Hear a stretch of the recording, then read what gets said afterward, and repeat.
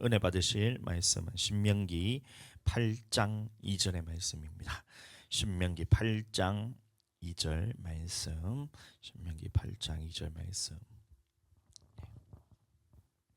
창출내민 신명기입니다. 다섯 번째 신명기 8장 2절 말씀. 우리 찾으셨으면 찾으셨나요? 네, 한 목소리로 읽도록 하겠습니다. 시작.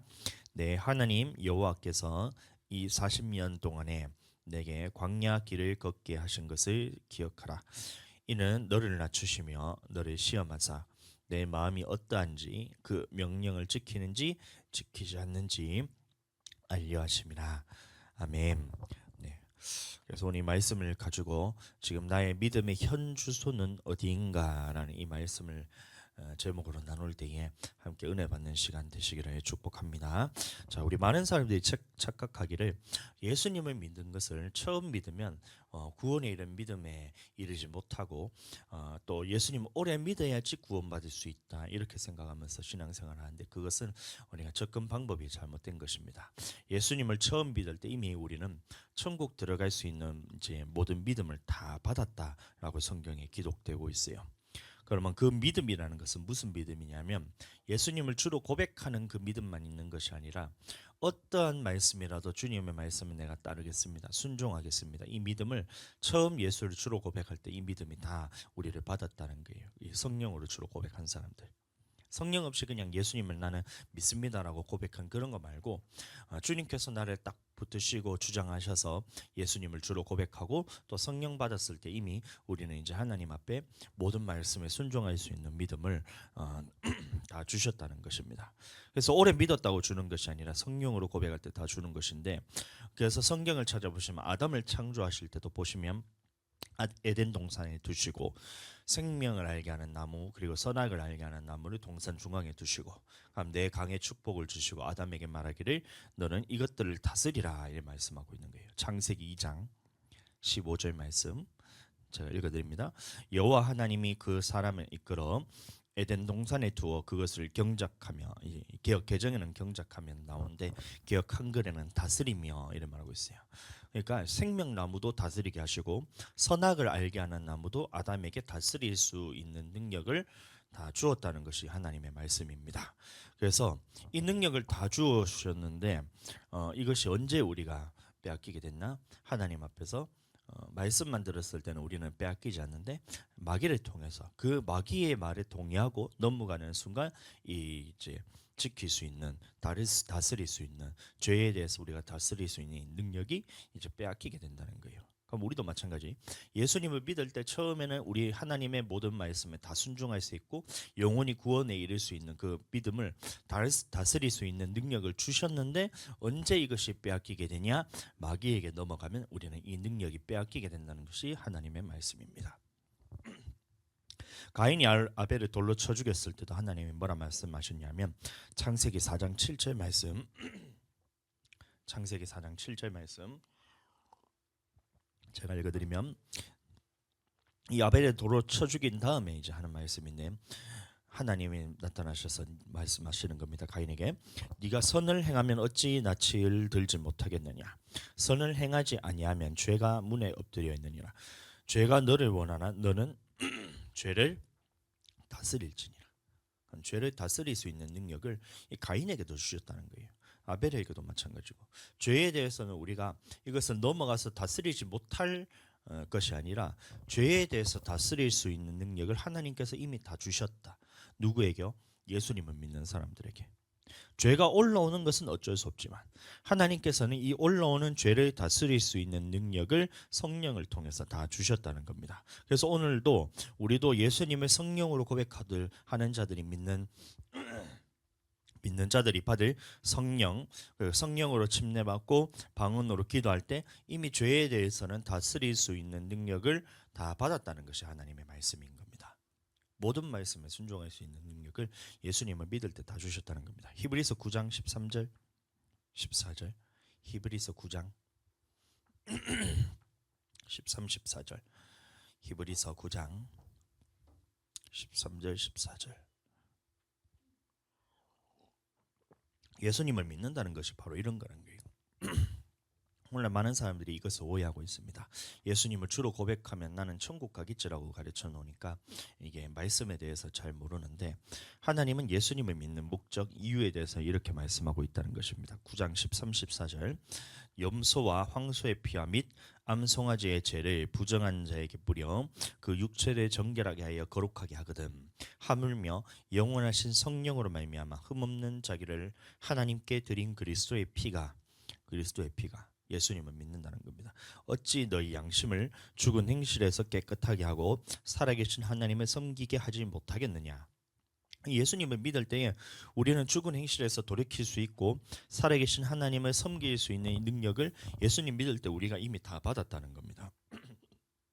하나님을 섬긴다는 말은 이제 히브리어는 아바드라고 말하고, 그다음에 이제 뜻은 섬기다, 희생을 드리다, 절기를 지키다, 오늘날로 말하면 예배 드리는 것과 똑같다는 거예요. 예배라는 말은 그럼 뭐예요? 우리의 삶의 예배와 물질의 예배를 주님 앞에 드릴 때에 삶으로서는 하나님의 말씀을 순종하는 삶을 가지고, 또 회개하는 삶을 가지고, 또 물질로는 아벨이 드렸던 것처럼 구별된 물질을 가지고 주님 앞에서 살 수 있는 능력을 예수님 믿을 때 이미 다 주었다는 말입니다. 그런데 이 믿음은 우리가 견고하게 붙들지 않으면 빼앗기게 된다는 거예요. 그래서 예수님을 믿는 사람들은 반드시 이 예수님을 믿었다고 끝나는 것이 아니라 하나님의 말씀을 통해서 우리가 어떻게 살아가야 되는지에 대해서 배워야 됩니다. 하나님의 말씀을 통해서만 배워야 되지, 사람의 말을 듣고 우리가 가르침을 받게 되면 또다시 영혼은 이제 마귀에게 속아 넘어가서 빼앗기게 되기 때문에 하나님의 말씀으로서만 우리가 어떻게 살아야 되는지, 이 믿음에 대해서 빼앗기지 않게 되는지를 배워서 이 말씀대로 순종할 때 내 영혼은 처음 우리 예수님을 믿었던 그 믿음이 계속해서 유지가 되는 것이고, 이 믿음이 빼앗기게 된다면, 말씀을 모르거나 아니면 죄를 지어서 이 말씀이 빼앗기게 된다면 결국에는 내 영혼이 구원받는 이 믿음이 빼앗겨서 멸망을 받게 된다는 것이 하나님의 말씀인 거예요. 지금은 못하더라도 성령께서 자꾸 할 수 있는 사람으로 만들어 주시는 게, 말씀을 들으면 계속해서 듣다 보면 이게 들으면, 믿음은 들음에서 나고 들음은 그리스도의 말씀으로부터 말미암았다 했거든요. 그래서 예수님의 말씀은 참 신기한 것이, 듣기만 하면, 계속해서 듣고만 있으면 이것이 내 속에 계속해서 믿음으로 계속 자라게 된다는 겁니다. 근데 안 듣고 기도하지 않고 계속해서 말씀을 듣지 않으면 계속해서 세상에서 들리는 말들, 하나님의 가치관과 다른 말들이 계속 여러분들을 장악하고 믿음이 떨어지고 해서 여러분들의 영혼이 구원받지 못하게 된다는 거예요. 말씀은 여러분들, 우리는 성경 말씀을 모르기 때문에 여러분들 배워야 되는 거예요. 안다면 하나님의 말씀을 볼 필요가 없어요. 그러나 우리는 하나님의 모든 말씀은 이 말씀에 순종하고 그 말씀대로 돌이키고 고치기를 원하는 사람들에게는 계속해서 말씀을 계속해서 열어주는 것을 제가 느끼고 있거든요. 최근에도 하나님의 말씀에 어떻게든 순종하려고 하다 보니까 말씀이 계속해서 자꾸 보여요. 근데 이게 언제까지 보이냐면, 이 천국 들어갈 때까지 하나님이 계속해서 말씀을 주시겠다 라고 얘기하시거든요. 그러니까 출애굽했던 이 이스라엘 백성들이 신광야에 이르렀을 때 먹을 것이 없어 하나님 앞에 원망했을 때 하나님이 만나를 주셨잖아요. 이 만나가 처음 먹었을 때, 이야 신기하다, 야 이게 이렇게 신기한 게 있냐, 꿀 섞은 과자 같은 맛이 나고 이런 만나 같은 것이냐면 신기했던 이 사람들이 그 말씀을 한 번만 먹은 것이 아니라 매일매일 그 만나를 먹었던 것처럼, 말씀에 대해서 처음에 내가 알았던 말씀, 그다음에 순종하다 보면 또다시 하나님 깨닫게 해주시고 매일같이 그 말씀을 주시는데, 언제까지 주시냐, 내가 하나님 나라 갈 때까지 계속해서 말씀을 주시는 걸 느끼는 거예요. 그러면 여러분들도 마찬가지로 주님의 말씀을 듣다 보면 계속해서 말씀이 어제 들었던 말씀인 것 같은데 오늘 보면 또 새롭고, 한 달 전에 들었던 말씀을 제가 다시 한 번씩 들을 때도 있는데, 그때 말씀을 전했는데 제가 제 설교했는데도 그 말씀을 듣고 새롭게 깨닫는 것들이 생기고, 이런 일들이 이제 생기는데, 왜 그러냐면 말씀을 하나님께서 깨달을 수 있는 이 분량을 계속해서 늘려준다는 겁니다. 천국 들어갈 복음을 계속해서 늘려준다는 거예요. 그러니 있는 자들은 계속해서 더 받게 되고, 없는 자는 어떻게 돼요? 있는 것까지도 빼앗긴다는 하나님의 말씀인 겁니다. 그럼 우리는 어떻게 해야 되냐? 계속해서 말씀을 듣고 이 말씀에 순종하면 여러분들에게는 계속해서 하나님의 말씀이 생명 말씀 천국 복음이 여러분들에게 들리게 되고 이 믿음을 통해서 여러분들이 결국 영혼 구원에 이르는 그 말씀으로서 영혼 구원에 이르는 믿음에 자라게 된다는 것이 하나님의 말씀입니다. 알든 모르든 이게 지금 되든 안 되든 여러분들 계속 들으셔야 돼요. 예수님도 공생의 기간 3년 동안의 제자들을 끊임없이 가르쳤어요. 매일매일 가르치셨고 어떤 말씀을 가르쳤냐면 예수님의 전체 가르친 내용은 크게 보면 이제 어려운 게 없어요. 무슨 말이냐? 성경에 기록된 메시아가 바로 나다. 그리고 내가 예수님께서 이 모든 사람들의 죄를 담당하고 십자가에 달려 죽으셔야 된다. 그리고 죽으시고 부활하시고 난 다음에 너희가 지금은 하나님의 말씀대로 불순종하는 이유가 성령이 없어서 그렇기 때문에 내가 하나님께로부터 성령을 받아서 너희에게 보내주겠다. 이게 예수님이 살아계실 때 하셨던 전체 말인 겁니다. 너무 쉽죠? 예수님이 공생의 기간 동안에 무엇을 하셨냐? 무엇을 가르치셨냐? 이렇게 물어보잖아요. 그러면 여러분 사람들이 예수님이 뭘 했는지를 몰라요. 예수님의 말씀은 내가 구약에서 성경에서 말했던 그 메시아가 바로 나다. 그리고 이 메시아는 무엇을 해야 되냐? 이 모든 사람들의 죄를 담당해서 죽고 이 문제를 해결해서 부활하시고 권능을 받아서 이 사람들의 죄를 해결해 주는 게 바로 메시아다. 그래서 예수님이 오셨다는 거예요.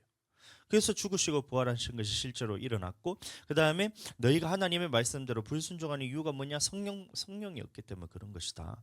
그래서 성령을 아버지께 받아서 너희에게 보내줄 것이고 그러면 하나님의 말씀이 뭐냐? 천국 복음이 어떤 것이냐? 어떤 사람들이 천국 갈 수 있는 자격에 대해서 그래서 천국 복음은 쭉쭉 얘기하시고 그러니까 이게 세 가지밖에 없는 거예요. 내가 죄를 사하기 위해 샀다. 성령 보내줄 거다. 성령 보내주면 아버지의 천국 복음이 너희에게 들릴 것이다. 이 세 가지 있는데 이것에 대해서 사람들이 모르니까 자꾸 성경을 가지고 딴 얘기를 하는데 여러분들 하나님의 말씀은 너무 쉽습니다. 내가 어떻게 죄사함을 받을 것인가? 예수님을 통해서 죄사함 받는다. 내가 어떻게 말씀에 순종할 것인가? 성령 받아야 말씀에 순종할 수 있다. 그러면 어떤 말씀에 순종해야 되느냐? 천국 복음인데 이 복음은 예수님이 우리에게 하신 완성된 율법이다. 이게 전체 성경의 내용인 거예요. 여러분들 이것을 계속 들으셔야 돼요. 이거를 듣지 않으면 여러분들은 사람들의 말에 속아서 자꾸 믿음이 떨어지게 된다는 겁니다. 이 말씀은 제자들에게만 허용되는 것이 아니라 우리에게도 동일하게 적용되는 것이 우리도 성령이 없으면 말씀을 들을 수도 없고 이 말씀에 순종할 수도 없고 예수님을 끝까지 주로 시인할 수 있는 능력이 없어요. 그러면 성령으로 방언으로 기도하는 거 이게 언제까지 돼야 되냐? 이 능력으로 덧입히고 권능을 받을 때까지 이 성령으로 충만하게 될 때까지 우리가 이 기도를 해야 되는 것이고 충만하게 되면 말씀이 깨달아지기 시작합니다. 그리고 말씀을 순종할 수 있는 능력이 생겨서 말씀대로 순종하는 삶을 살게 되고 그때 되면 내 인생에 만나는 모든 문제들 여러분들이 갖고 있는 문제들이 하나님의 말씀에 대해서 제대로 알지 못하면 이 결과로서 우리에게 받는 고통, 고난, 연단이 우리 삶에 있게 되거든요. 근데 하나님의 말씀을 통해서 보면 이 말씀에 대해서 내가 어긋난 것에 대해서 고치면 희한하게 삶의 문제가 거기서 해결이 되는 거예요. 사람들이 생각합니다. 문제가 생긴 게 왜 생기냐? 사랑관계 문제, 부모 문제, 그 다음에 부부관계 문제, 자식 문제, 물질 문제, 그 다음에 인간관계 문제 이런 모든 질병의 문제 이런 것들이 왜 생기냐? 이 원인을 딴 데서 찾아요. 그런데 하나님의 말씀에는 이 율법에 대해서 어길 때 하나님의 말씀에 불순종할 때 나타나는 결과로서 우리 삶에 이런 문제들이 생긴다는 거예요. 그럼 이 문제들을 바라볼 때 우리는 어떻게 해결해야 되느냐? 문제를 바라보고 해결할 생각을 가지지 말고 내가 하나님을 바라보고 내가 어떤 말씀에 내가 불순종하고 있는가를 찾아서 하나님의 말씀대로 고치고 돌이키고 순종하고 회개하면 그 문제들이 저절로 해결되는 거예요. 그럼 모든 문제를 이렇게 해결해야 된다는 거예요. 근데 하나님 앞에서 이 문제를 통해서 돌이키라는 사인을 받고도 돌이키지 않을 때는 어떻게 돼요? 하나님은 더 큰 징계, 더 큰 고난, 더 큰 연단을 받다가 그래도 네가 돌이키지 않을 때는 하나님께서는 어떻게 한다는 거예요? 네 영혼은 멸망을 받게 하겠다. 이게 하나님의 말씀인 거예요. 그럼 나는 지금 인생에 만나는 이 문제들을 바라볼 때에 무엇을 바라봐야 되냐? 문제를 바라볼 것이 아니라 하나님이 지금 내게 말씀하시는 것이 무엇인가? 내가 하나님 앞에 어기고 있는 말씀은 없나? 내가 주일 성수를 내가 제대로 하고 있느냐? 물질 생활을 제대로 하고 있냐? 하나님의 말씀에 대해서 어긴 것은 없냐? 사람 관계에 있어서 내가 이것을 예수님과 같이 대하지 않은 것은 없냐? 이런 것들을 찾아서 다시 돌이키기만 하면 하나님께서 문제를 해결시켜 주겠다는 것이 바로 성경이고 우리는 그 믿음 믿음을 가지고 사셔야 돼요. 아멘. 자, 그래서 오늘은 나는 어떤 믿음을 갖고 있는지 이것을 스스로 점검해 보기 위해서 믿음의 분량이 있잖아요. 각 사람의 분량이 어떤 사람은 예수님을 간 믿은 사람이 있을 수 있을 것이고 믿음의 싸움이 지금 치열하게 있는 사람도 있을 수 있을 것이고 어떤 사람은 장성한 자의 분량에 이르러서 이제 더 큰 시련과 더 큰 주님 앞에 연단을 받는 사람이 있을 것이고 이런 것들에 대해서 우리가 정확하게 내가 어떤 상황에 있는지를 점검해 봐야 되는데 이 모세오경을 보시면 이 우리 신앙의 주소를 분명히 알 수 있게끔 이 그림자로서 이것을 다 기록해 두셨습니다. 자, 말씀을 제가 좀 알아보겠습니다. 모세오경이라는 게 있어요. 성경책을 보시면 제일 먼저 뭐예요? 제일 먼저 나온 게 창세기, 출애굽기, 레위기, 민수기, 신명기 이 5권의 책이 이 모세오경이라 그럽니다. 너무 쉽죠? 첫 번째 5권이 있는 게 앞에 잘 보세요. 이 모세오경이 뭐냐면 창, 출, 레, 민, 심 이게 5권의 책이 바로 모세가 말하는 모세가 쓴 책이라 해서 모세오경이란 말합니다. 이 모세오경을 보시면 어떤 말씀이 담겨 있냐면 창세기는 보시면 하나님이 어떻게 창조했고 어떻게 노아를 시대 때 어떻게 했고 심판하셨고 아브라함 시대는 족장 시대는 어떻게 살았고 하나님이 어떤 약속을 하셨고 야곱 요셉을 통해서 이런 창세기 시대에 하나님의 말씀을 통해서 주어졌던 약속들에 대해서 쭉 기록이 된 거예요. 그럼 출애굽기는 무엇이냐? 이 아브라함에게 했던 약속들이 이루어지는 책입니다. 그래서 아브라함이 창세기 15장에 보시면 네 후손이 애굽에서 종살이하고 400년 동안 고난을 받다가 가나안 땅으로 돌아온다는 이 약속을 하셨잖아요. 그래서 이 약속이 어떻게 이루어지는가에 대한 기록이 담겨진 책이 출애굽기부터 신명기까지의 말씀인 거예요. 그러면 여기서 보시면 실제로 어떻게 이루어졌냐? 출애굽기 보시면 모세를 택하셔서 지도자를 삼으시고 애굽에 있는 10가지 재앙을 통해서 하나님이 그 재앙을 내리셔서 애굽에 있는 모든 신들을 벌하시고 하나님 한 분밖에 없다는 걸 알려주시고 여호와 하나님이라는 것을 나타내셔서 건지시고 난 다음에 광야로 이끄실 때 그냥 이끄신 것이 아니라 구름 기둥과 불 기둥을 통해 보호하시고 인도하시고 홍해길로 갔었을 때 홍해의 앞에 있을 때 그것을 가르시고 건넜을 때 주로 고백하시고 하게 하시고 이게 전체 예수님을 믿는 내용이라는 거예요. 그럼 예수님을 믿은 이 사람들은 어디로 인도하느냐? 광야로 이끌어 가는데 그냥 인도하신 것이 아니라 바로 하나님의 말씀을 주는 것이 아니라 하나님이 어떤 분이신가를 고백시키기 위해서 홍해길로 쭉 돌리시잖아요. 이 양육 시간에 우리 다 배웠던 겁니다. 성장만 시간에 우리 다 배운 건데 이 가나안 땅까지는 3일 길만 하면 우리가 갈 수 있는 곳인데 그 길로 가게 하지 않으시고 애굽으로 돌아갈까 싶어서 하나님이 이 광야의 홍해길로 쭉 돌아서 마라, 엘림, 그다음에 신광야, 그다음에 마사, 무리바, 르비딤 이쪽으로 해서 쭉 돌려서 하나님이 어떤 분이신가를 다 알려주셨다는 겁니다. 그럼 마라에서는 쓴물을 달게 하신 하나님. 우리 소희가 제일 좋아하는 말씀인 것 같아. 쓴물 딱 하면 쓴물을 달게 하시는 하나님. 그 딱 말씀을 들었을 때에 그 말씀대로 그대로 행했더니 쓴물 안 돼, 쓴물 안 돼 했더니만 이 문제가 해결됐더라. 이런 것들 그런 것들을 경험시켜 주시고 엘림에 이르러서는 부유하게 하시는 하나님. 또 하나님께서는 너희 중에 이 율법 중에 너희가 하나도 어기지 않고 주님 앞에서 율법대로 살게 되면 애굽 사람들에게 내린 질병 중 내가 너희에게 하나도 내리지 않겠노라 해서 하나님이 치유하시는 하나님. 그래서 우리는 이 질병에 걸린 사람들은 잘 들어야 되는 것이 내가 이런 환경, 내가 이런 상황 때문에 내가 질병 걸리고 아픈 것이 아니라 하나님의 말씀에 대해서 내가 어긴 것이 있나 없는가를 먼저 살펴야 돼요. 율법에 대해서 내가 어긴 것이 있느냐, 내가 하나님의 계명대로 살지 않는 것이 있느냐 없느냐를 정확하게 살펴서 있다면 그것에 대해서 회개를 먼저 하셔야 됩니다. 그렇게 될 때 하나님이 이 애굽 사람에 내린 질병 중 하나도 내리지 않겠다는 말씀이 하나님의 말씀이기 때문에 이 치유를 경험하기 위해서 물론 기도도 하셔야 되지만 기도하는 것보다 더 중요한 것은 내가 주님 앞에 말씀대로 살아야 된다. 아멘. 그다음에 어디요?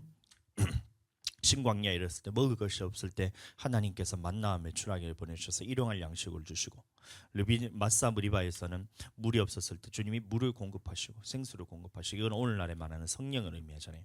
우리가 주님 앞에서 내 영혼이 너무 갈급합니다, 그럼 그것을 가만히 내버려 둘 것이 아니라 주님을 만나고 싶어요, 하나님이 나와 함께하는 것을 내가 경험하고 싶어요, 이 성령 안에서 부르짖어 기도할 때 주님 앞에 우리가 이제 하나님이 살아계심을 경험하게 되고, 우리가 또 승리할 수 있는 그런 힘을 얻게 되고, 이렇게 된다는 거예요.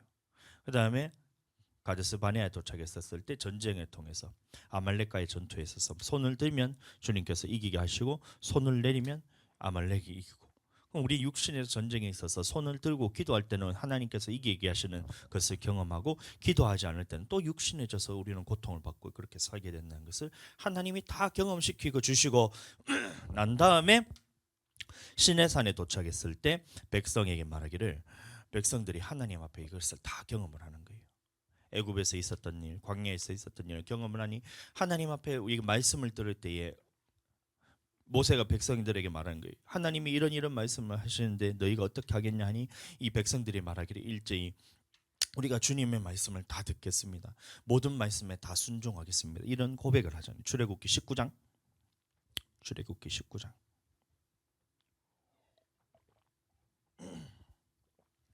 8절. 출애굽기 19장 7절 8절. 출애굽기 19장 7절 8절. 찾으셨으면 제가 읽어드립니다.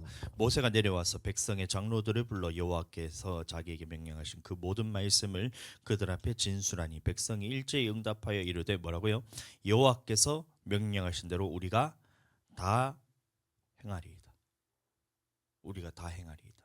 이게 예수님 하나님의 말씀을 받기 전에도 이스라엘 백성이 이 하나님의 말씀을 받는 장면을 보니, 하늘에서 산 위에서 불꽃 같은 것이 옹기종같이 타오르고 천둥 번개가 치고 막 이러다 보니까 지진이 일어나고 이러니까 이 하나님의 말씀이 너무 두려워서 주님이 말씀하신 것은 내가 어떤 말씀이든 우리가 다 행하겠습니다, 내가 어떤 말씀이라도 다 행하겠습니다, 이렇게 고백하는 거예요. 다시 말하면 예수님을 믿는 사람들에게 말씀에 대해서 우리가 받지 않더라도, 여러분들이 말씀을 모르더라도 이미 여러분들에게는 천국에 들어갈 수 있는 믿음이 주어졌다는 것이 이 고백이 담겨 있었던 거예요. 하나님께서 우리가 어떤 말씀을 하든지 주님 앞에 다 순종하겠습니다, 이 여러분들 고백이 언제 주어지냐? 예수님을 믿을 때 이미 다 주어진다는 것입니다.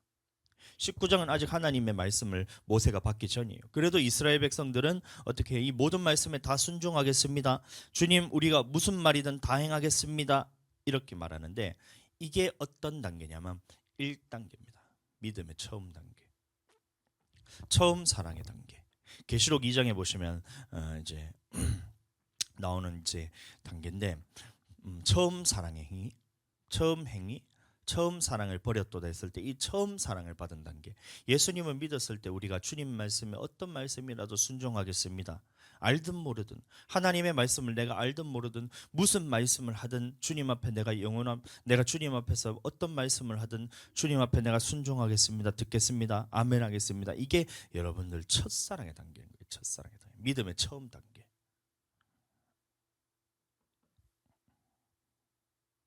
많은 사람들이 생각하는 거예요. 왜 사람들의 말씀에 불순종하냐? 믿음이 없어서 그렇다는데 그게 아니라 이 믿음을 잃어버렸기 때문에 그런 거예요. 하나님의 처음 사랑의 행위에 대해서 잃어버렸기 때문에, 처음 믿는 이 하나님의 첫사랑에 대해서 잃어버렸기 때문에 하나님의 말씀에 대해서 불순종하게 되고 마귀에게 넘어가서 마귀가 나를 사랑한 것처럼 그렇게 속아서 그 말씀에 불순종하게 된 것이 바로 이 처음 사랑에 대해서 잃어버렸던 거예요. 하나님은 이런 하나님의 택하신 백성에게 그 다음에 말씀으로 언약의 관계를 맺는데, 그 말씀이 저번 주일에 우리가 함께 보았던 말씀이 뭐냐면 바로 율법에 관한 말씀입니다. 율법이 뭐라 그랬어요? 율법에는 뭐가 있다?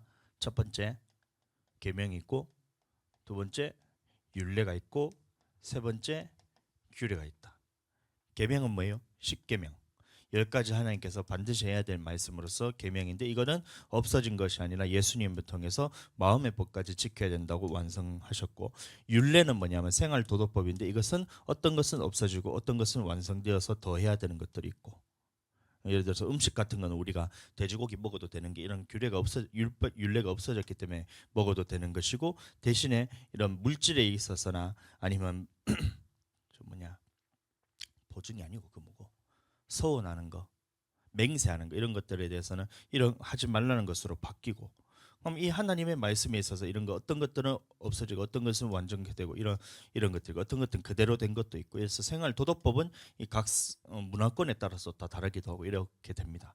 근데 규례에 대해서는 어떻게 바뀌었냐? 예수님을 믿는 것으로 바뀌고, 두 번째는 이제 물질로서 바뀌고, 믿는 것과 물질로 바뀌고, 이게 율법이란 거예요. 그럼 이 말씀을 누구에게 선포하셨냐면 하나님이 택하신 백성과 언약 관계를 맺는데, 그 말씀에 대해서 들어보면 여러분들 이 말씀이 너무나 쉬운 거예요. 하나님의 율법에 대해서 사람들이 어렵게 생각하는 게 아니라, 어렵게 생각하는데, 이 율법이라는 것을 잘 들어보면 이 말씀만큼 쉬운 게 없어요. 여러분들, 사람들이 생각하는 거예요. 아, 예수님을 믿고 이제 죽어라 해도 나는 죽음을 불사하고도 주님 말씀이라면 나는 순종하겠는데, 죽어라는 말이 아니고 듣고 보면 너무나 당연한 말씀을 하나님께서 하시는 거거든요. 나 외에는 다른 신을 내게 두지 말지니라. 이게 보니까 애굽에서 10가지 재앙을 통해서 그 모든 신들에 대해서 다 벌하시고 하나님이 한 분밖에 없다는 것을 너무나 생생하게 경험했던 사람들에게 말하기를, 나 외에는 다른 신을 내게 두지 말지니라, 이 말을 하는 거예요. 너무나 당연한 말을 하는데 이것을 율법으로 주시니, 아, 나는 이 말씀을 들으면 나는 행하겠습니다라는 말이 여러분들 절로 나온다는 거예요. 두 번째, 우상 숭배하지 말고 그거를 절하지 말고 만들지 말라는 거잖아요. 그럼 하나님이 한 분밖에 없다. 그래서 우상으로 세워놨던 거를 하나님이 다 그것을 불로서 다 태워버리시고 다 무너뜨리시고, 이렇게 해서 없어진 걸 보니까, 야, 이 우상이란 것은 아무것도 아니구나, 하나님만이 참신이구나, 만들면 안 되겠다는 생각을 다 갖고 있는데 하나님이 말하기를 우상 만들지 말라, 이런 거예요. 너무나 당연한 건데, 너무나 당연한 건데, 너무나 당연한 말은 너무나 당연하게 하는 게 하나님의 말인 거예요.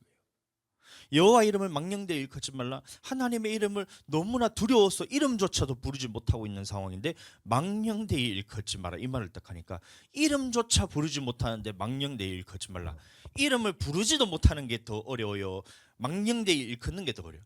부르지도 못하는데 그걸 어떻게 망령되이 일컫냐? 너무나 당연한 말을 하는 거예요. 안식일을 거룩하게 지키나 마찬가지잖아요. 구약에서는 이 성막을 떠나서는 살 수가 없는 거예요. 그럼 성막을 중심으로 봤을 때 가운데는 성막이 있고 주변에는 레위인들과 모세와 아론이 있어서 그 진을 둘러서 싸고 있고, 그 다음에 또 마지막에 이 12지파가 그 마지막에 진을 치고 있는데, 이 성막을 떠나서는 살 수가 없는데 그 안식일을 거룩하게 지킬 수밖에 없는데 안식일을 거룩하게 지키라, 이렇게 얘기하는 거예요. 그러니까 너무나 당연한 말을 너무나 당연하게 하시는 거예요.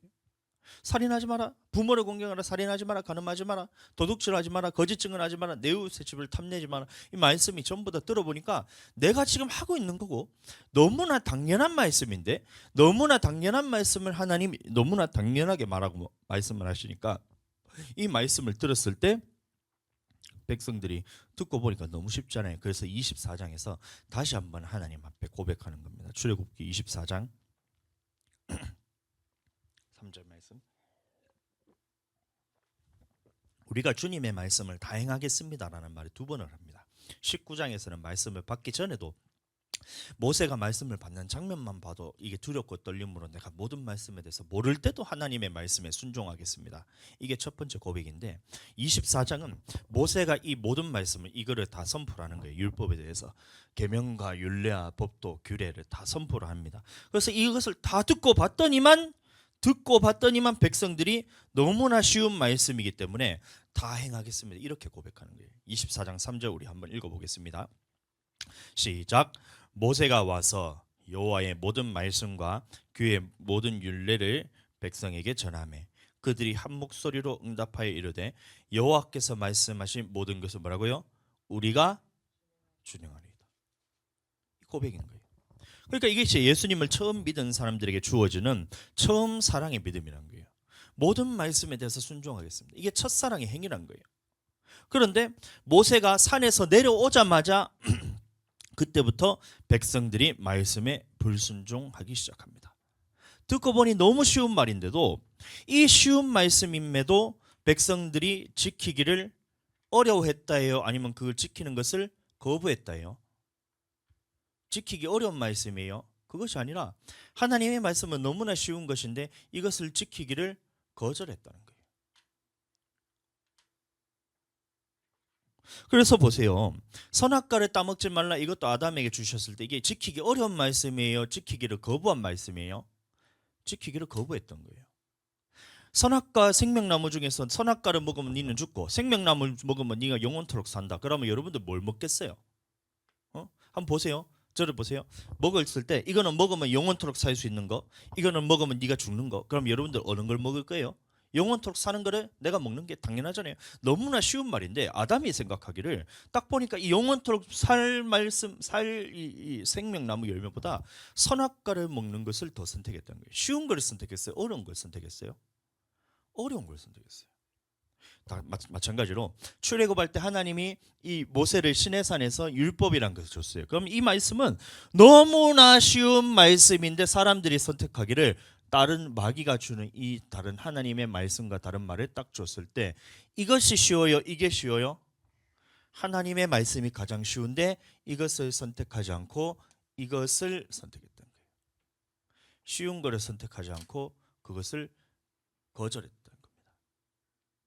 그래서 하나님은 호세아 6장 7절에 보시면 너희는 아담처럼 패역하고 거기서 언약을 어기고 아담처럼 패역을 했다는 말이 어려운 말씀이라서 너희가 불순종한 게 아니라 너희 마음속에서 이것을 지키기 싫어서 거절했기 때문에 이것을 선택했다는 거예요.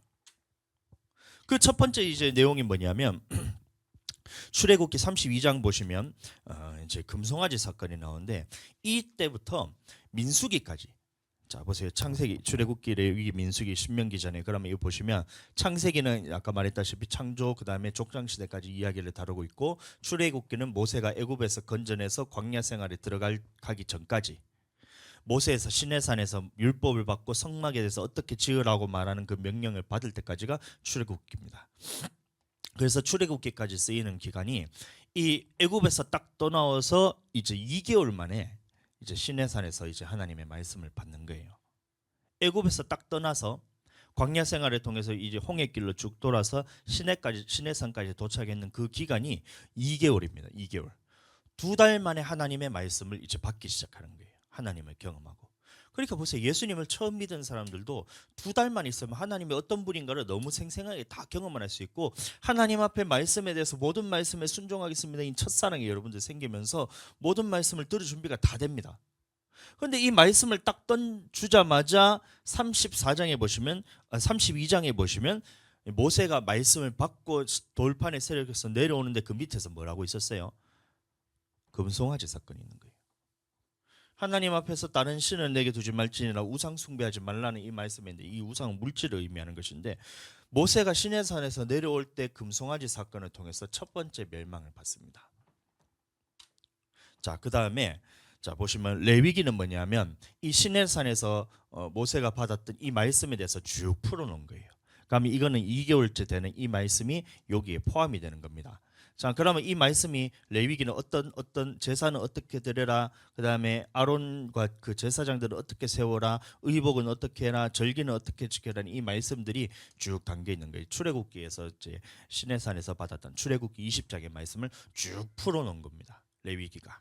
자, 그럼 이건 시기적으로 같은 시기란 거예요.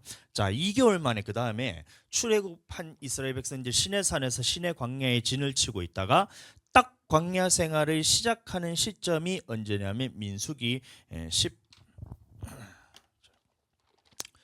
민수기 찾아보겠습니다.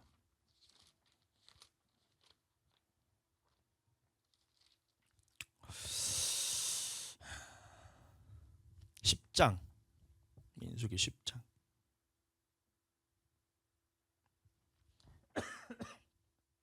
1절 2절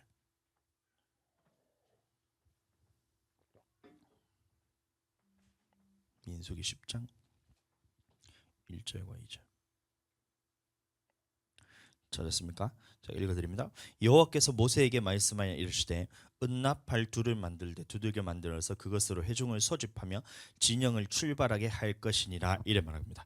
그래서 이 진영이 출발하는 시점이 바로 이 민수기의 시작점인 거예요. 민수기 시작점. 근데 이때부터 출발하자마자 사람들이 어떻게 하냐면 첫 번째 금송아지 사건을 통해서 멸망을 받았고 민수기를 딱 지나가면서 많은 사람들이 광야에서 다 멸망을 받아요. 그러면 이 멸망받은 그 사건들이 있겠죠.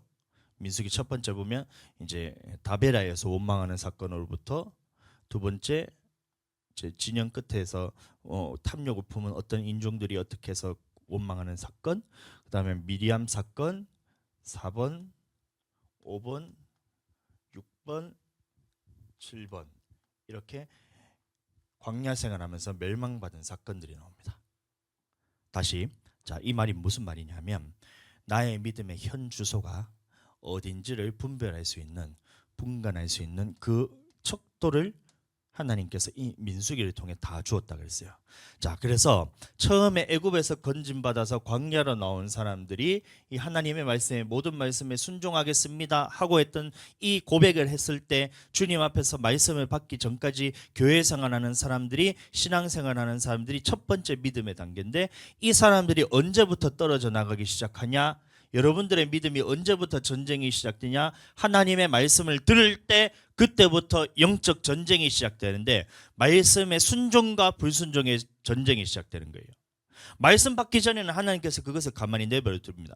그런데 하나님이 말씀을 시내산에서 선포하신 이후로부터 하나님께서는 범죄한 사람들에서 곧바로 이것을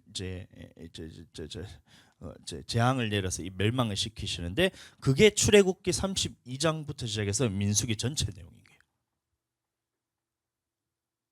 그럼 민수기가 끝날 때가 있겠죠. 그러면 이게 40년 이 민수기 생활이 끝나고 광야 생활이 끝나고 마지막 모압에서 이제 사람들이 음행하고 난 다음에 사람들이 다 죽습니다. 1세대들이 다 죽습니다. 그러면 그때 시점을 딱 해서 하나님 앞에 가나안 땅에 들어가려고 할 때 이제 모세가 마지막으로 이제 40년간의 광야 생활을 정리하고 설교를 했던 장면이 신명기예요. 그래서 신명기는 언제냐? 민수기 마지막에 있는 것과 시대가 같은 겁니다. 그래서 전체적으로 보면 창세기, 출애굽기, 민수기가 이게 순서대로 이제 이어지는 이건데, 그럼 전체 내용은 하나님의 말씀을 받은 사람들이 어떻게 광야에서 멸망을 받았다라는 것을 우리에게 기록을 해주고 있다는 거예요. 그러면 나는 어떻게 해야 되느냐? 이것에 대해서 그림자로 알아서 이렇게 내가 믿음 생활이 싸움이 있을 때마다 이것들만 이겨내면 나는 어떻게 들어가겠다? 천국에 들어갈 수 있는 자격을 갖추게 된다니, 이 말씀을 통해서 내가 지금 믿음의 척도가 어디쯤에 있냐? 나의 믿음의 지금 수준이 지금 어디에 와 있냐? 나는 지금 믿음이 현 주소가 어딘가를 이 말씀을 통해서 보면 정확하게 분별이 된다. 아멘. 그래서 오늘 말씀을 한 거예요. 첫 번째 출애굽기 32장 말씀을 보시면 이 믿음의 현 주소가 어떻게 되냐면 하나님이 10가지 계명을 시내산에서 하고 난 다음에 그러면 무슨 말씀이 있었어요? 나 외에 다른 신을 두지 말고 우상 숭배하지 마라 딱 했는데 첫 번째 사건이 뭐냐면 멸망받은 사건이 뭐예요? 금송아지 사건입니다. 금송아지 사건. 생각하기를 물질 생활 11조 주님 앞에 헌금 생활하는 것을 여러분들이 생각하기를 굉장히 믿음이 좋은 사람이 하는 것 같아요. 믿음이 없는 사람들이 하는 것 같아요. 물질 생활에 대해서 이거를 말씀을 받는 사람들이, 우리는 생각하기를 예수님을 잘 믿는 사람들, 오래 신앙생활을 하는 사람들은 11조를 하고 헌금 생활을 하고, 갓 예수님을 믿는 사람들은 물질에 있어서 믿음이 없기 때문에 물질 생활을 안 한다, 못해도 주님이 그것을 넘어가시고 용서하신다, 이렇게 생각하지만 하나님의 말씀은 그게 아니에요. 제일 먼저 우리가 하나님 앞에 돌아와야 될 것이 물질입니다. 물질.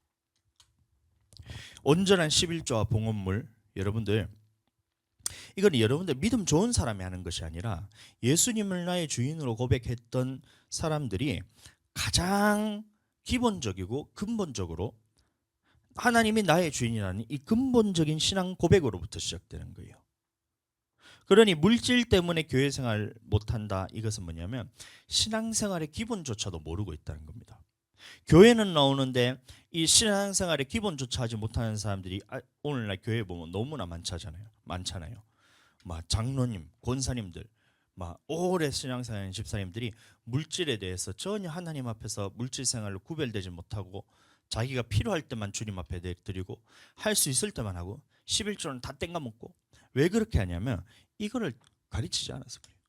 가장 먼저 하나님 앞에 드려져야 될 것이 뭐냐면 돌아와야 될 것이 뭐냐면 물질과 하나님 중에서 무엇을 섬길 것이냐. 세상에서는 물질을 섬기라 하는데 나는 예수님 믿고 교회에 나와서 구원받은 사람이기 때문에 나는 하나님만을 섬기겠다는 이 기본적인 고백조차도 없다는 거예요. 다 자기만의 금송아지를 만들어 놓고 물질을 섬기고 있으면서 하나님을 섬기는 척하면서 이제 교회 생활을 하고 있다는 겁니다. 그래서 첫 번째 이 물질에 대해서 여러분들 하나님 앞에 분명하게 서고 하나님만이 나의 구원자이시다. 하나님만이 나의 유일하신 구원자이시다. 나를 구원할 분은 오직 한 분 하나님밖에 없다는 이 고백을 통해서 그러면 그 고백에 대한 증거로서 무엇을 해야 되냐? 하나님 앞에 내가 주인이란 것을 인정하고 주님께 10분의 1을 돌려드립니다. 부터 시작해서 물질에 대해서 주님 것이라 인정하고 나는 물질로서 구원받는 것이 아니라 주님 앞에서 나는 이 물질을 섬기는 것이 아니라 하나님만이 나의 구원자이시다. 주님만을 섬기겠습니다. 라는 이 고백부터 여러분들 신앙생활이 시작이 되는 거예요. 오늘날 이걸 거꾸로 가르쳐놨어요. 교회에서. 물질 생활을 가장 마지막에 가르쳐야 된다는 거예요. 먹고 사는 것도 힘들기 때문에 교회에 대해서 그것을 그냥 물질로서 하나님을 섬기지 않아도 된다 그러고 하나님 앞에 돌아왔다는 증거로서 주님 것을 모든 것을 나의 모든 것이 주님 것이기 때문에 주님께 돌려드립니다는 이 고백조차도 하지 못하도록 사람들이 다 만들어 놨으니까 결국에는 어떻게 해요? 교회는 나오는데 여러분들 이 신앙생활의 기초조차 되지 않는 거예요. 그러면 이 뒤에 있는 거는 자동으로 다 안 되는 거예요. 다 안 되는 거. 이게 안 되는데 어떻게 이게 되겠냔 말이에요. 그러니까 이 말 다시 말하면 뭐냐면 이 물질에 대해서 물질관이 바로 선다는 얘기인데 우리 교회는 이런 사람들이 잘 없잖아요. 우리 교회는 보면 어떻게든 교회에 대해서 채우고 싶고 정말 이렇게 너무 엄청 깜짝 놀랄 때가 있어. 우리 민미 집사님 볼 때마다 보면 어제도 커피 머신을 하나 우리 교회에다 보내줬는 게 교회를 보니까 필요한 게 뭐 있는가 필요한 게 너무나 풍족해서 없는데도 찾다가 보니 담임 목사님 눈에도 안 보이는데 이게 보여가지고 그 커피 머신부터 시작해가지고 나는 커피 머신에 그래 뭐 희한한 뭐 yar락구리한 게 많이 들어갈 줄 몰랐어요. 막 꾹꾹 누지는 것부터 터는 거 뭐 또 뭐 있어요. 뭐 하여튼 뭐 희한한 게 너무 많아. 다 채운 거 왜 그래요? 물질에 대해서 난 주님 앞에 바로 섰다는 거예요. 신앙생활의 단계가 넘어갔다는 겁니다. 처음 예수님을 믿고 애굽에서 건진받은 사람 그 수준에 머무는 것이 아니라 하나님을 경험해서 말씀을 받은 후에 첫 번째 단계에 대해서 하나님 앞에 통과를 하고 있다는 거예요. 우리 소희도 마찬가지네. 먹을 때 자기 혼자만 간식 만들어가 집에서 자기끼리만 먹으면 되는데 목사님 사모님 주겠다고 간식을 만들어가지고 교회 갖고 와서 나누는 이런 것들 전부 다 보면 물질에 대해서 주님 앞에 바로 섰다는 거예요. 가장 먼저 돼야 된다는 거예요. 이 물질에서 바로 서지 않으면 하나님이 나의 주인이라는 것을 인정하지 않는 것과 같기 때문에 뒤에 있는 믿음의 이 분량의 이 단계를 넘어갈 수가 없다는 거예요. 근데 사람들이 이것을 거꾸로 가르쳐 놓으니까 이 믿음의 분량에 대해서 그것은 둘째치고 하나님을 믿는 기본적인 것조차도 믿음의 기본적인 것조차도 하지 못하는 사람으로 만들어 놓으니 교회에 나오는 것은 어떻게 돼요? 왔다가 갔다가 주일날 아침에 왔다가 가는 것을 예배 생활하면서 종교 생활만 하고 있는 거예요. 그러나 우리는 반드시 알아야 됩니다. 첫 번째 이 단계를 여러분은 통과하셔야 돼요. 물질로 교회를 채우고 싶고 주의 종을 섬기고 싶고 성도들을 섬기고 싶고 그다음에 가난한 사람들을 도와주고 싶고 이게 1단계 믿음이라는 거예요. 자, 그러면 이 1단계 믿음을 통과한 사람들은 그 다음 단계가 어디로 가냐면 민수기 보시면 11장 보겠습니다. 민수기 11장 1절 말씀. 민수기 11장 1절. 나는 이제 믿음의 단계가 현 주소가 어디에 와 있냐? 그럼 나는 어디를 바라보고 가야 될 것이냐? 이걸 오늘 말씀을 통해 배우는 겁니다. 두 번째 민수기 11장 1절 말씀 읽어드립니다. 여호와께서 들으시기에 백성이 악한 말로 원망하매 여호와께서 들으시고 진노하사 여호와의 불을 그들 중에 붙여서 진영 끝을 사르게 하시매. 이 무슨 원망인지에 대해서는 그 성경에 나오지가 않아요. 어떤 원망의 말을 했는지, 어떤 악한 말을 했는지는 나오지 않지만, 그런데 보시면 이 원망한 사람들이 누구인지는 나오고 있어요. 누가 있냐면 진 끝에 있는 사람. 그럼 이 두 번째 단계는 뭐냐면 이 교회 중심으로 사는 단계를 말하는 겁니다. 교회 중심으로 사는 단계. 자, 보세요.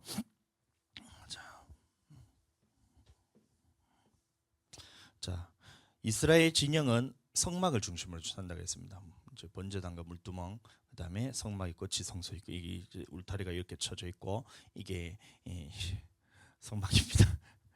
믿기진 않겠지만 성막입니다. 그럼 이 성막 중심으로 이제 고핫 자손, 그다음에 무라리, 게르손, 아론과 모세, 이게 제사장 직을 담당하는 레위 지파 사람들이 이게 진을 치고 있고, 그 다음에 이 진에다가 이 12지파가 유다, 이사갈, 스불론, 루벤, 이름은 생각이 안 나네. 이제 그 베냐민, 에브라임, 므낫세 지파 이렇게 해가지고 이 12지파가 이 쭉 진을 이렇게 치고 있는 거예요. 자, 그런데 어떤 사건이 일어났다고요? 진 끝에서 원망한 사람들이 일어났다는 거예요. 진 끝은 뭐예요? 성전으로 봤을 때 가장 밖에 있는 사람들, 이 사람들이 한 거예요. 다시 말하면 교회 신앙생활의 두 번째 단계, 나의 믿음의 두 번째 단계는 뭐냐면 이 교회 중심으로 완전히 깊숙하게 들어와서 신앙생활을 하는 이 단계를 의미합니다. 진끝이란 말은 무슨 말이에요? 교회 중심으로 살지 않고 주의 종의 중심으로 살지 않고 사는 것. 그럼 나는 지금 어디 있냐? 나는 지금 교회 중심으로 살고 있냐? 나는 지금 주의 종, 하나님의 택하신 주의 종이 그 다음에 있잖아요. 그럼 주의 종의 중심으로 살고 있냐? 아니면 나는 세상으로 빠져나가서 세상 사람들과 똑같이 경계선에서 살고 있냐? 아니면 세상 사람들과 같은 삶을 살고 있냐? 주의 종과의 관계를 자꾸 이것을 멀어지기를 원하고 교회에 대해서 떠날 생각을 하고 있냐? 이게 제 두 번째 단계란 거예요. 그럼 나는 어떻게 해야 돼요? 교회 깊숙이 들어와야 된다는 거예요. 깊숙이 들어와서 주님과 함께 신앙생활하는 것이 두 번째 단계입니다. 첫 번째는 물질, 두 번째는 뭐예요? 교회 깊숙이 들어와서 신앙생활을 하고 있는가. 이게 두 번째 단계예요. 마귀는 어떻게든 이것을 하지 못하게 방해하는 거예요. 그래서 첫 번째 물질을 가지고 가장 먼저 방해합니다. 근데 물질 생활에 대해서 정확하게 우리가 하고 나면 그 다음에는 교회를 나가지 못하도록, 내가 하나님 앞에서 뭔가 하지 못하도록, 주님 앞에서 우리는 교회 안에서 여러분들 섬겨야 될 것이 얼마나 많은지 몰라요. 제가 말을 안 해서 그렇지. 지금 제가 뭘 하고 있냐면 내년에 있는 교회 계획부터 시작해서 성탄 준비, 그 다음에 모든 이제 교회를 어떻게 성도들이 이끌어갈 것인가, 이거에 대해서 내년에 계획을 다 준비해야 돼요. 그것뿐만 아니라 교회 청소도 해야 되고, 그럼 교회에 있는 모든 이런 일들에 대해서 여러분들 다 하셔야 되는데, 여러분들 그것에 대해서 여러분들 지금 담당을 하고 있고 감당을 하고 계시냐? 아니면 나는 교회로 왔다 갔다만 하면서 세상 사람들하고 똑같이 하고 있냐? 이 두 번째 단계입니다. 자, 그 다음에 세 번째 단계로 넘어가야 되는데, 2번 넘어가고,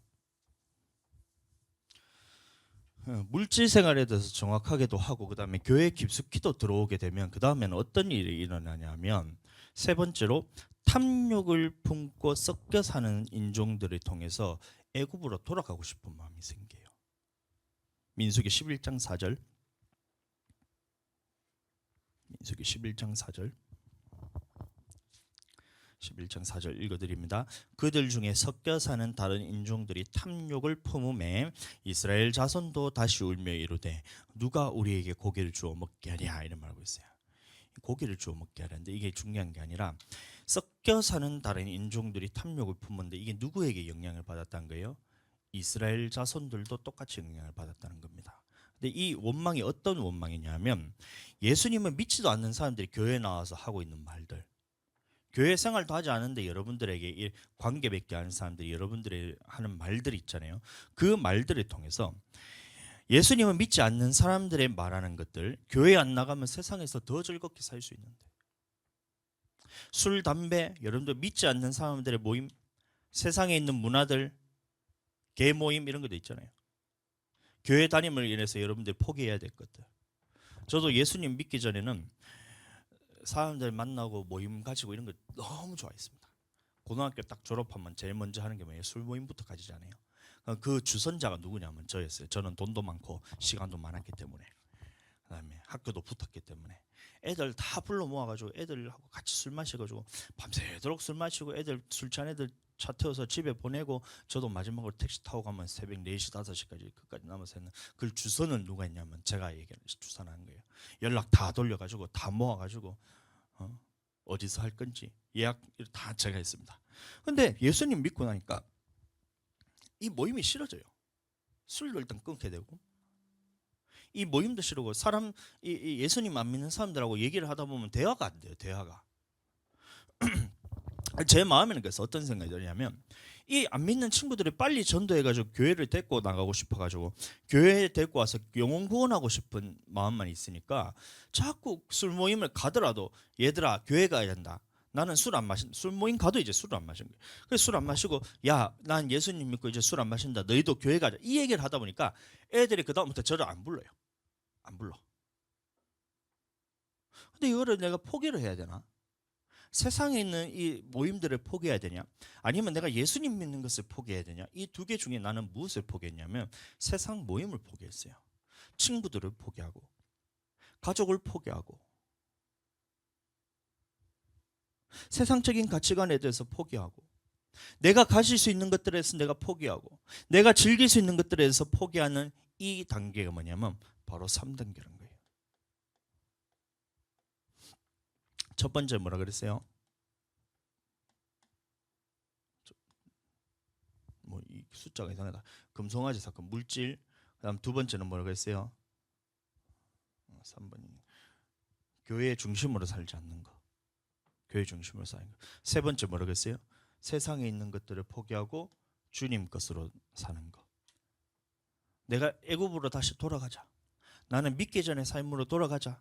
계속 사람들이 그런 미혹을 하고 있지만 이것들에서 끊어내고 주님 앞으로 들어오는 단계, 교회 깊숙이 들어오는 단계가 바로 세 번째 믿음의 단계입니다. 여러분들 믿음의 지금 그 단계가 지금 어디 현주소가 어디지를 여러분들 잘 체크해 주시기 바랍니다. 네 번째 사건이 있는데 뭐냐면 미리암이 이 모세를 비방하는 사건이 나옵니다. 미리암이 모세를 비방하는 사건. 민수기 12장 말씀입니다. 이거는 말씀을 찾지는 않겠습니다. 어떤 사건이냐면 이 모세가 이 구스 여인을 아내로 맞이합니다. 구스 여인이란 것은 애굽 사람으로서 오늘날로 말하면 안 믿는 사람하고 이제 주의 종이 결혼한 거예요. 목사님이 믿지도 않는 사람하고 결혼을 한다는 겁니다.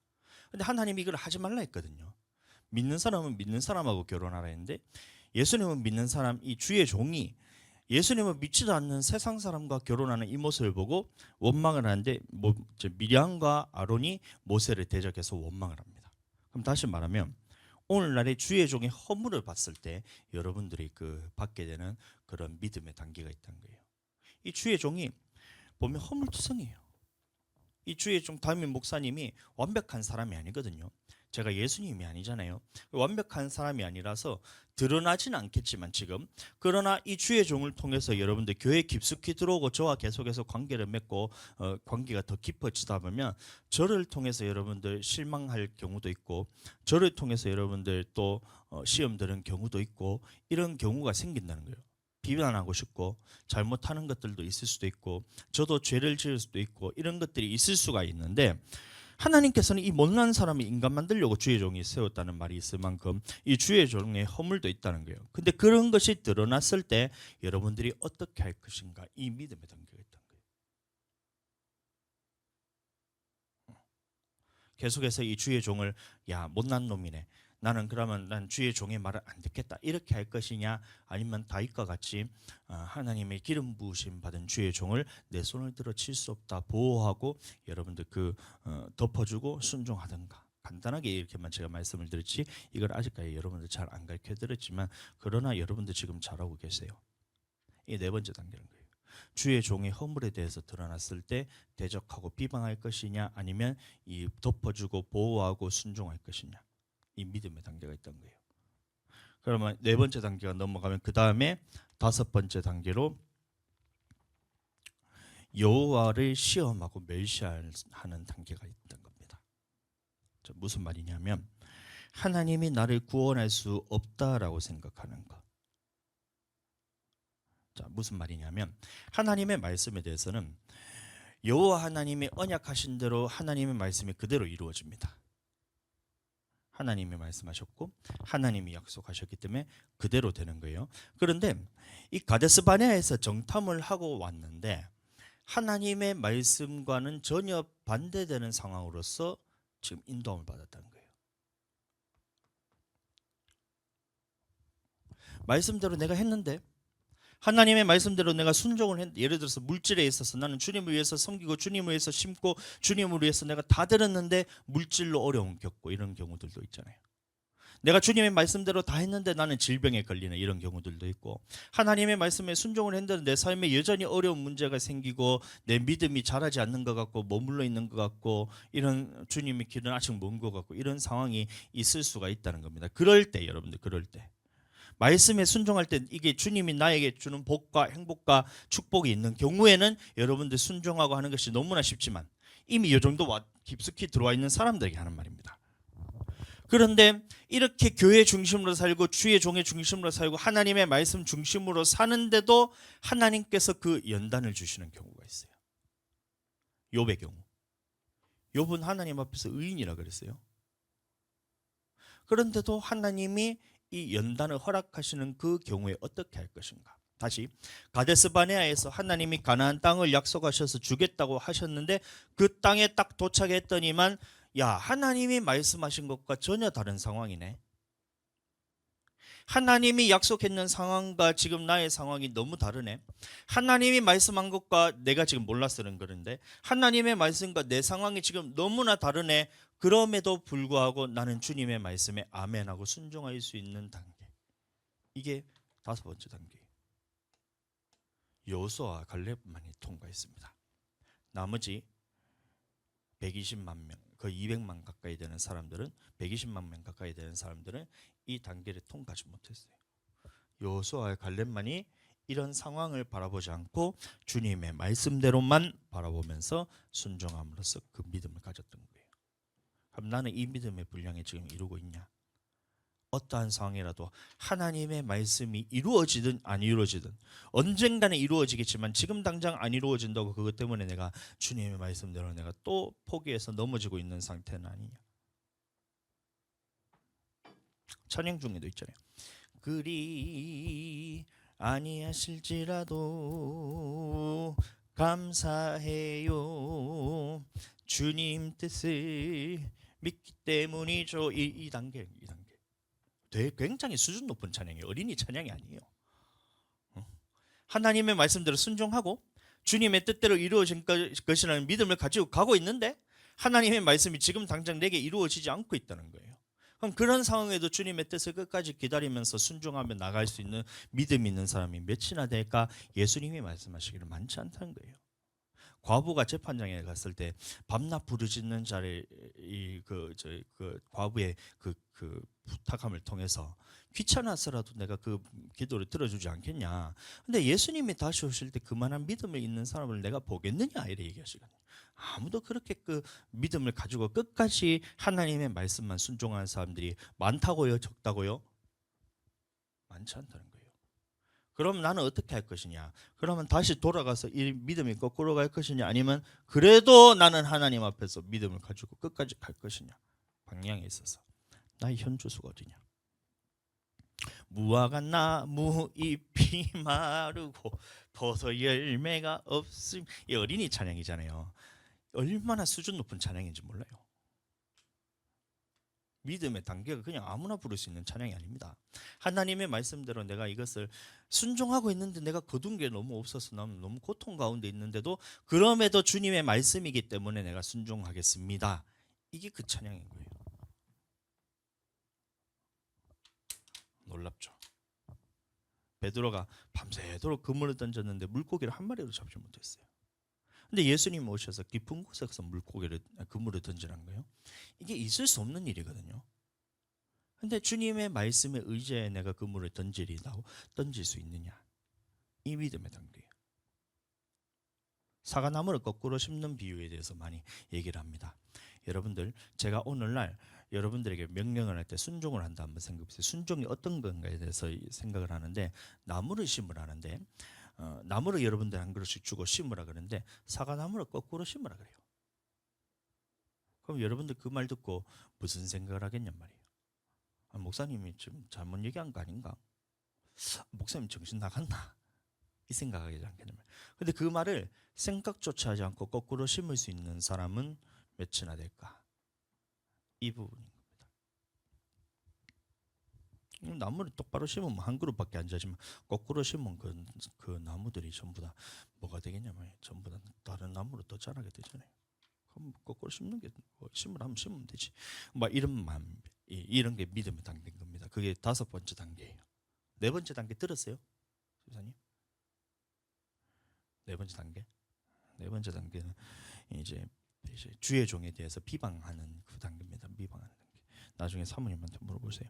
그 6번째, 그럼 이 단계를 넘어선 사람들이 이제 겪게 될 단계가 뭐냐면, 이 고라 다단 아비람이 당을 지어서 주의 종을 비방하는 사건입니다.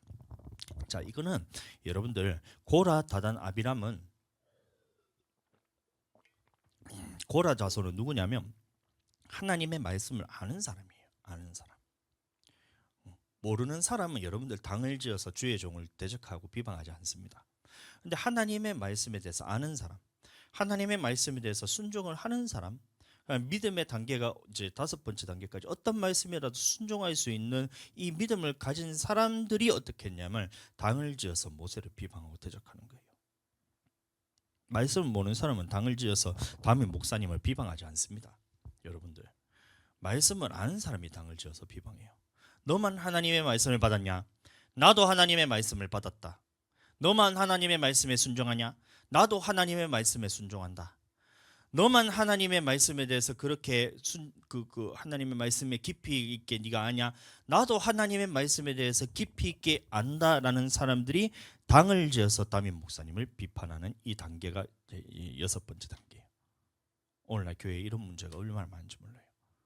예수님을 믿는 사람들이 신앙생활을 1, 2년 한 게 아니라 30년, 40년 하는 사람들이 전부 다 장로들 모여가지고 당을 지어서 어떻게 하냐면 목사님을 쫓아내고. 여러분들, 말씀을 몰라서 그런 게 아니에요.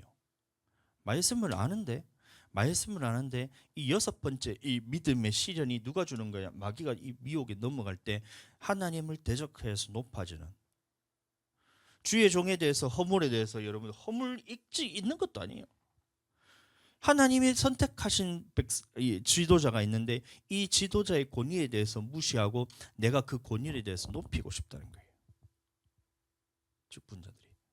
그러면 이 부분에 대해서 여러분들 이제 앞으로 여러분들의 믿음의 이제 분량이 자라날 때 이것들에 대해서 겪게 될 때 이때 어떻게 여러분들이 해야 되느냐, 그것을 믿음의 단계에 대해서 여러분들 잘 분별하셔서, 그때 목사님이 이 말을 하셨구나.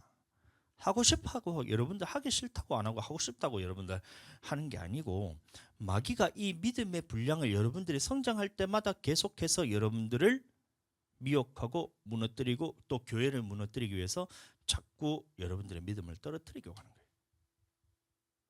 그럼 나는 이거를 넘어서야 된다. 넘어선다.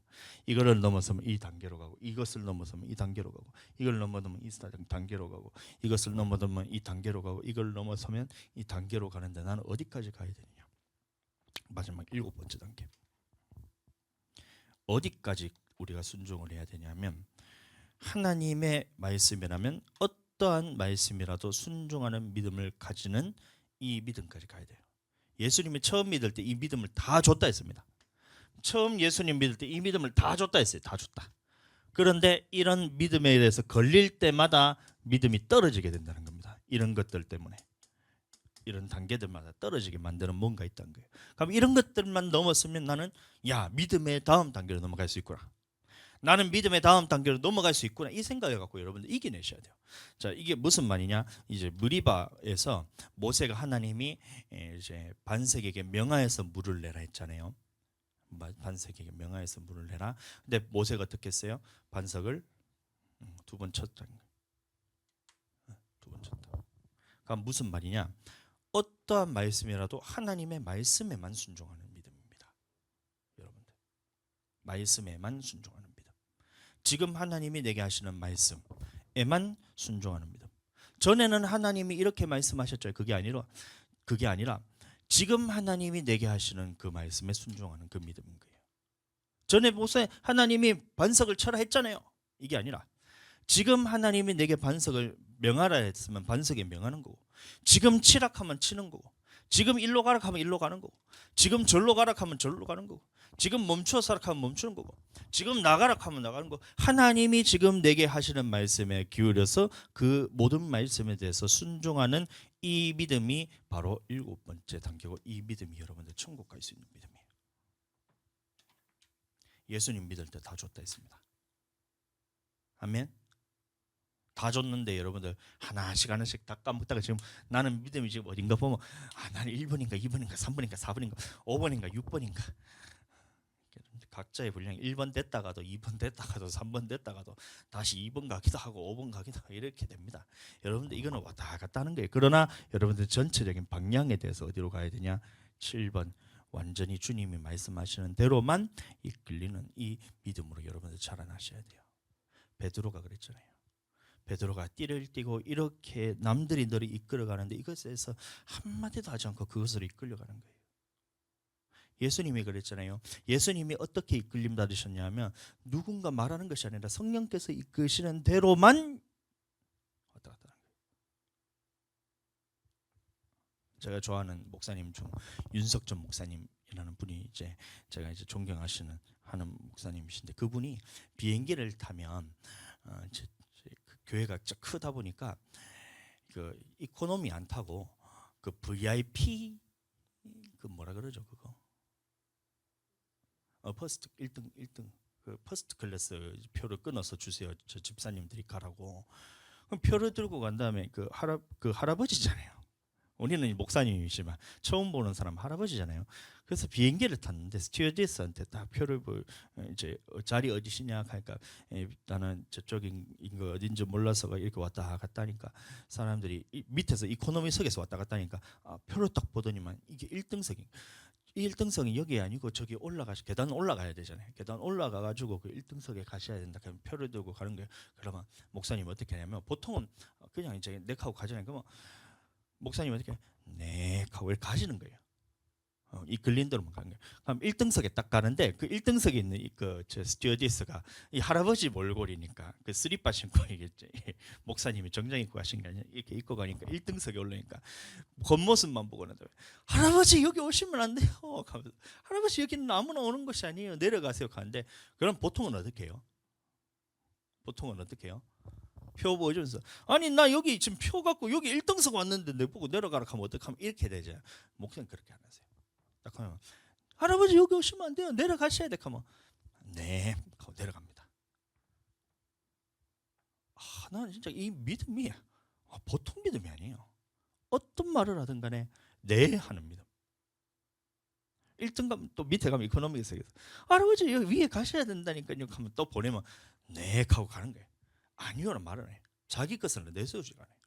위에 가면 또 네 하고 몇 번 왔다 가니까 위에서 내려와 가지고 할아버지 모시고 이렇게 올라 밑에 있는 그 스튜어디스가 올라 모시고 가지고 설명을 딱 하는데 거기서부터 12시간 비행기를 타면서 거기서 계속해서 기도 많이 좀 진짜 볼 때 사람이 아니야 진짜. 얼마나 성령께 매여서 주님께서 시키시는 대로만 하고 싶으면 그게 될까? 나는 믿음의 척도가 지금 봤을 때 나는 지금 어디에 있을까? 여러분들은 지금 믿음의 현 주소가 지금 어디쯤 있을까?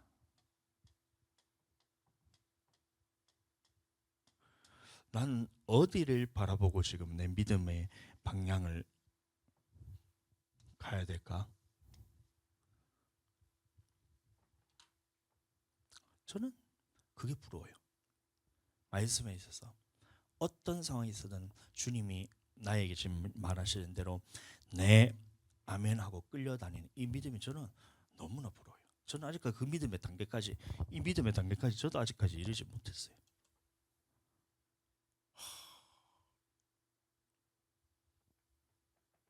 그러나 예수님 믿을 때 이 모든 믿음을 우리에게 이미 다 주셨다 했는데 나는 어디서 떨어졌을까? 물질 때문에 떨어졌을까? 나는 교회 중심으로 살지 않은 것 때문에 내가 떨어졌나? 저는 주의 종에 대해서 대적하는 마음이 없어요. 왜요? 내가 주의 종이기 때문에. 나는 어디서 떨어졌을까?